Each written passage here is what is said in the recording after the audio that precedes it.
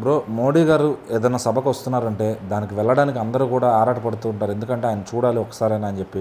అట్లాంటిది కొంచెం మందిని ప్రముఖంగా పిలుస్తూ ఉంటారు ఏదైనా ఫంక్షన్లు జరిగితే. అటువంటి ఇన్విటేషన్ వచ్చినా కూడా జగన్ గారు ఏదో కీలక నిర్ణయం తీసుకున్నారంట ఆ వేదిక వెళ్ళటానికి. ఏంటి ఆ నిర్ణయం? ఆయనకు అంత అహం ఎందుకు?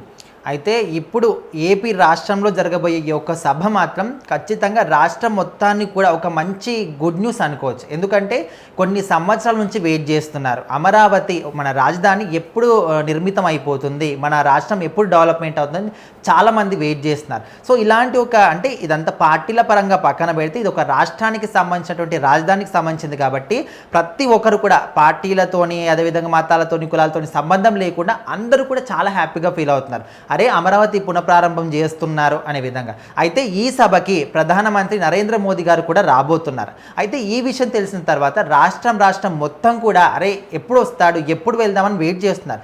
అయితే గవర్నమెంట్ ప్రోటోకాల్ ప్రకారమే ప్రతి ఒక్కరు కూడా ఆహ్వానం పంపించారు. ముఖ్యంగా అమరావతి ఏరియాలో ఎవరైతే రైతులు ఉంటారో ప్రతి ఒక్కరి ఇంటికి వెళ్ళి బొట్టు పెట్టి మరి గడప గడపకి ఆహ్వానం పంపించడం జరిగింది. చాలామంది కూడా అందరికీ రాష్ట్రం అంతా కూడా ఆహ్వానం ఇచ్చేశారు. సో ఇప్పుడు ఏదైతే జగన్మోహన్ రెడ్డికి కూడా ఆహ్వానం ఇచ్చారు. ఎందుకంటే అది వేరే వాళ్ళు ఏదైనా పార్టీ కావచ్చు, ప్రతిపక్షం కావచ్చు, ఇంకేదైనా కావచ్చు, కాకపోతే గవర్నమెంట్ ప్రోటోకాల్ ప్రకారం అందరికీ కూడా ఆయనకు కూడా ఆహ్వానం ఇవ్వాలి కాబట్టి ఆయనకు కూడా ఆహ్వానం ఇచ్చేశారు. సో ఆయన మాత్రం ఈ ఆహ్వానం స్వీకరించకుండా తీసుకున్నాడు. కాకపోతే ఈ సభకి మాత్రం రాను అనే విధంగా ఒక నిర్ణయం కూడా తీసుకున్నట్టు తెలుస్తుంది. కొంతమంది పార్టీ నేతలతో మాట్లాడిన తర్వాత మనము ఈ సభకి దూరంగా ఉంటేనే మంచిది అనే విధంగా కూడా ఆయన అనుకున్నాడంట. సో దానికి కూడా ఒక రీజన్ ఉంది. ఇప్పుడు రాష్ట్రంలో గవర్నమెంట్ ప్రోటోకాల్ ప్రకారం మాకు ఆహ్వానం ఇచ్చారు, ఓకే, కానీ మన రాష్ట్రానికి వస్తున్నారు, అది కూడా ప్రధానమంత్రి గారు వస్తున్నారు. అప్పుడు మన రాష్ట్రంలో ఉన్నటువంటి అధికారంలో ఉన్న పార్టీ ఏం చేయాలి? కూటమి ప్రభుత్వం మీరే స్వయంగా వెళ్ళి ఆహ్వానం అందించాలి.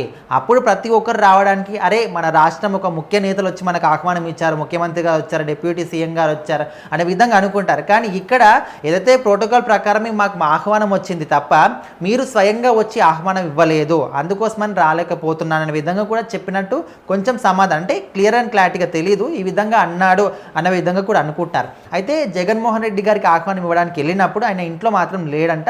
సో కొన్ని పనుల విషయం పట్ల ఆయన బయటికి వెళ్ళినప్పుడు తన పిఏకి మాత్రం ఆహ్వానం ఇచ్చాడని తెలుస్తుంది.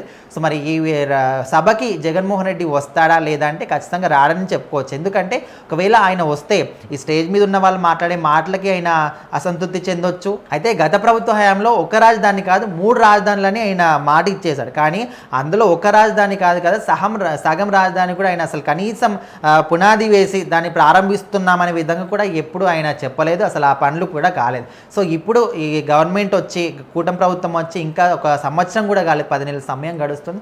సో ఇప్పుడే వాళ్ళు అన్ని పనులు కూడా చేస్తున్నారు, పునఃప్రారంభం కూడా చేస్తున్నారు. సో ఇప్పుడు గతంలో మోడీ గారు ఒకసారి విజయవాడకు వచ్చారు, పవన్ కళ్యాణ్ గారితో, చంద్రబాబు గారితో కలిసి పర్యటించారు మొత్తం కూడా. అది ఎలక్షన్ ప్రచారంలో భాగంగా వచ్చారు.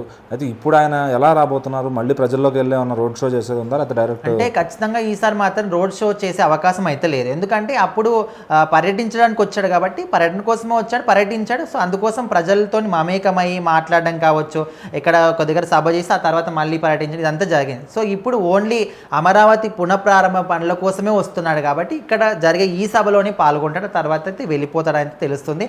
మరి ఆయన అక్కడికి వెళ్ళిన తర్వాత అక్కడ ఉన్నటువంటి వాళ్ళ కోరిక మేరకు ఏమైనా ప్రజలతో కలిసే అవకాశం ఉందా లేదా అనే విషయం అయితే రేపు తెలుస్తుంది. సో మొత్తానికైతే ఈ సభకి జగన్మోహన్ రెడ్డి అయితే దూరంగా ఉంటున్నాడు అయితే తెలుస్తుంది.